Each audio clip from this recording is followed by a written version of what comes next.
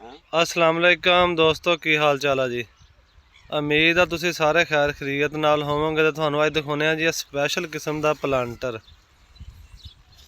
कपास वाला।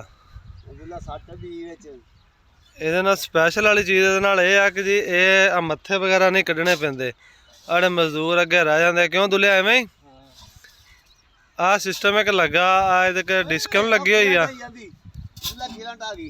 आ सिस्टम लगा जी एक डिस्क लगी हुई है। अगे जमीन कट्टी होंदी है तो पिछों तवा जिहा दोबारा जी वट नवी बनाई होंदा। तो थानू इसकी परफॉर्मेंस दिखाने कि किस तरह करता वा सारा। इत्थों नकुआ निकले नहीं है।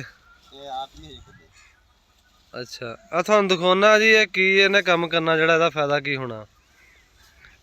ये 640 जो 85 हार्स पावर ट्रैक्टर है जी जोड़ा।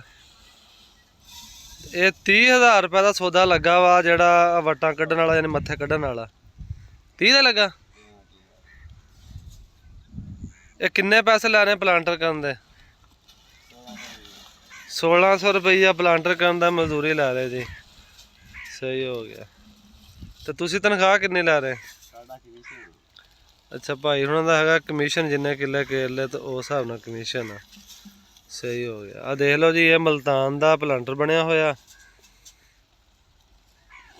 खेल भी माशाअल्लाह बड़ी सोहनी बनाउंदा वा, लेकिन इत्थे इहदा कसूर कोई नहीं कि प्लांटर दा जमीन ही नहीं बनाई उन्हें।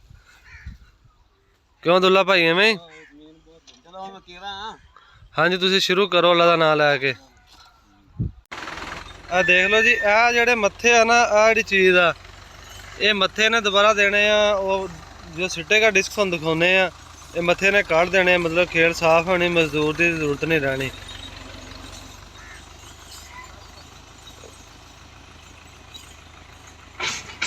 आ देख लो जी आ थल्ले सिट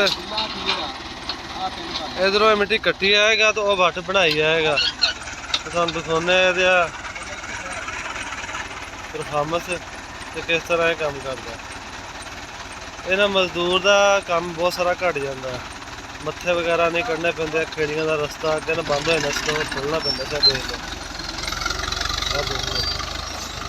वो वट बनी जाती यानी कि एक और ये जमीन कट्टी जाता तो मोहरे मिट्टी दे जाना। चेक कर लो जी।